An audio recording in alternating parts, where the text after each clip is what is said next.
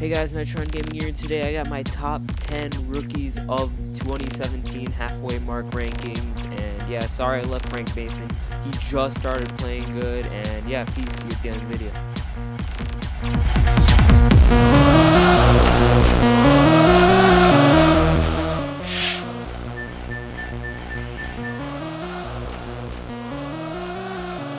At number 10, we got De'Aaron Fox, the number 5 pick in the 2017 draft. He is currently averaging 9.4 points per game, 3.7 assists per game, and 2.8 rebounds per game.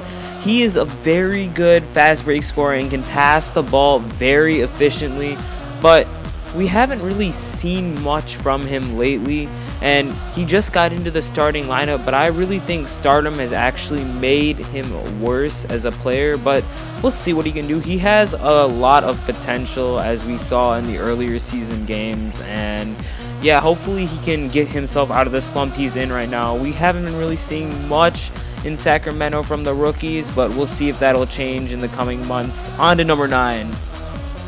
Jackson. Just in time by JJ. 24 hours, and then you have a game on Saturday. The season's just beginning. Oh, a nice steer.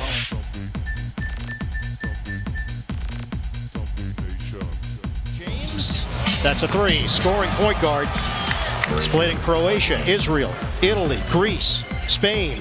James, back-to-back threes for Mike James.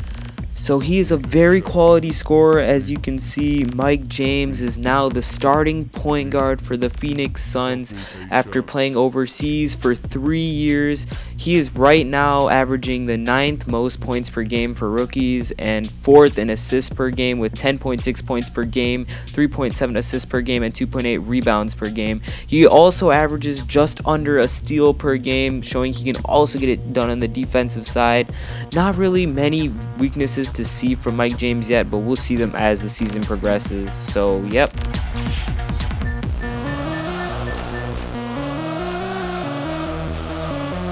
Lakers and the Milwaukee Bucks. So front court going to try a 3, and it goes. So as we know, there's been a lot of criticism on Lonzo Ball lately with all his father antics. I made a video on that earlier in the year, link in the description. Go check that out when you can. But in my opinion, he is still the best playmaker in the draft, and he has the best passing skills of any rookie. He is 2nd in assists in rookies, trailing only Ben Simmons. And he also grabs a lot of rebounds. He's 4th in rebounds out of all rookies and 1st for guards in rebounds all rookies. He averages 9.3 points per game, 7.1 assists per game, and 6.9 rebounds per game. But his only downside right now is his low field goal percentage. Is the lowest field goal percentage in history for rookies. So hopefully he can correct that up. But he has been shooting the ball well lately, so we'll see what happens. And on to number 7. Nice to see Kyle knocking down that shot because he's Lonzo Ball scores at the other end. So he becomes the youngest to net a triple-double.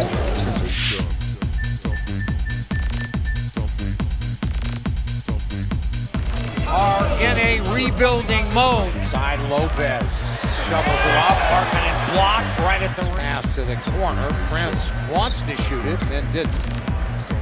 Feeds it back. Jumper in the air, and that's good. So the Atlanta Hawks got a steal with the 19th pick. They picked up John Collins, who is averaging 11.2 points per game and 7.0 rebounds per game. He is 7th in scoring out of all rookies and doesn't really do it with a lot of attempts either. He is 2nd in rebounding in rookies and can easily box out players. And he can block shots really well, as we saw in that first clip, and he is a very strong finisher with a mid-range shot. He will be in the dunk contest in a couple of years.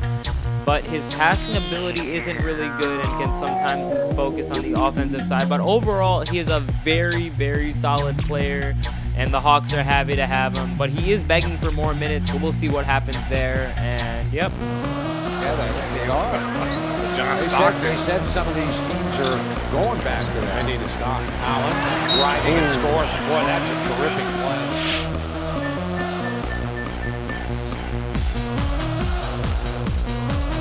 Well tonight after an 0 for 9 against the Thunder on Sunday night. Smith driving past Powell, taking advantage of it and finishing with the have a choice when you get a big on you. You From your lips to God's ears. Yeah. It happens. That's incredible. That's like a little glide step, man. That was beautiful. So next we have Dennis Smith Jr., who is number 6 on our list. He has 14.4 points per game, 4.0 assists per game, and 4.0 rebounds per game. He is very good at defending.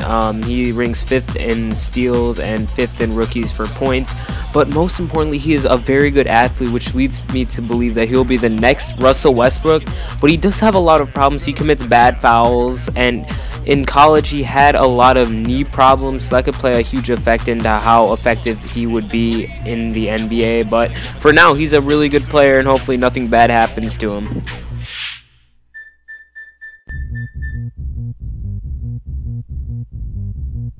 Will hook up again in a couple of weeks out in their gym. Joe Johnson gave it up. The rookie Mitchell fires for 3. Hit some big trays down the stretch when the game was up for balance, or up for grabs last night in Boston. Mitchell sold it as a floater. There it is, and he hits it. Now we have Donovan Mitchell, the scoring machine on the Utah Jazz. He is currently 1st in scoring out of all rookies with 17.7 points per game, 3.4 assists per game, and 3.0 rebounds per game. He is also 2nd in steals out of rookies, showing that he can easily take the ball away from players. He also leads rookies in free throws made and free throw percentage, showing he can easily get to the line and make the free throws. The problem is that people don't really call him a true guard, and he hoists up a lot of bad shots. Yeah, that's why he doesn't play point guard. He plays shooting guard, but he'll work on that as his game moves on. Also, he can rack up a lot of fouls, but overall, very solid player, and I hope he does good in the future. Last evening, his coach Quinn Snyder calls him fearless. Mitchell to the spin move, and he finished it. Oh my goodness!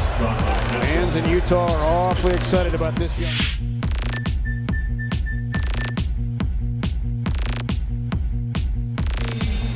For Lauri Markkanen. This is Markkanen with 4 on the shot clock. Pretty strong.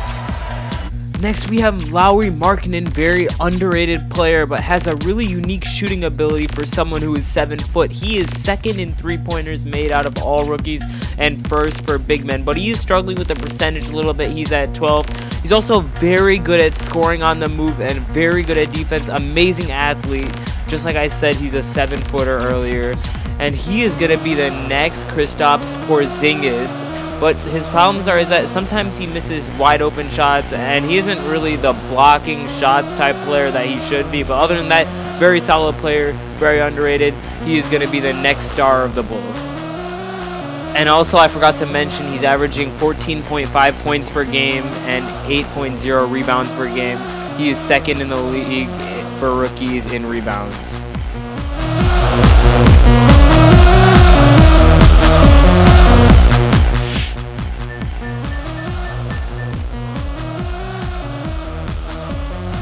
React. The quicker you read and react, the easier it's going. Lakers with 2 fouls each. Kyle Kuzma swinging hook at the baseline. How about that as part of your repertoire? Oh, Kareem is in the house. Must be going. Woo! He says, finally. Next, we have Kyle Kuzma. He is the offensive machine, scoring 16.6 points per game, 1.6 assists per game, and 6.6 rebounds per game. He can spread the floor very well, allowing the Lakers to space out properly with 4th in 3-pointers made, 7th in 3-point percentage, 2nd for all big men. And he's also a very good rebounder. He's 3rd in big men for rebounds out of all rookies, and he's also very, very good in the low post, showing he can get it done from anywhere on the court. But his problems is that he's pretty slow and he's not too good at the defensive side, but we can overlook those for basically he can do whatever he wants on the offensive side.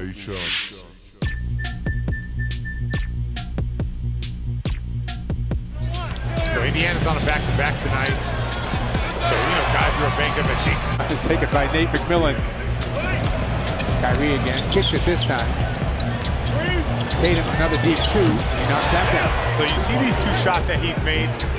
Some of the coaches have talked about getting him to do that when he comes in with his... At number 2, we got the legendary sharpshooter Jayson Tatum with 13.8 points per game, 1.4 assists per game, and 5.9 rebounds per game.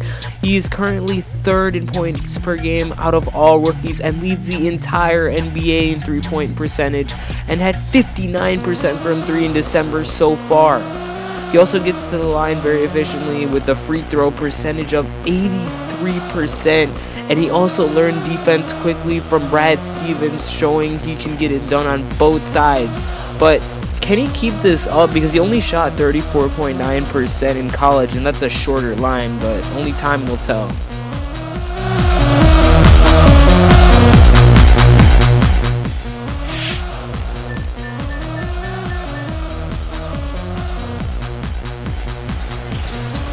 Sixers have in store out of the timeout. Simmons, a beautiful finish after going behind the back.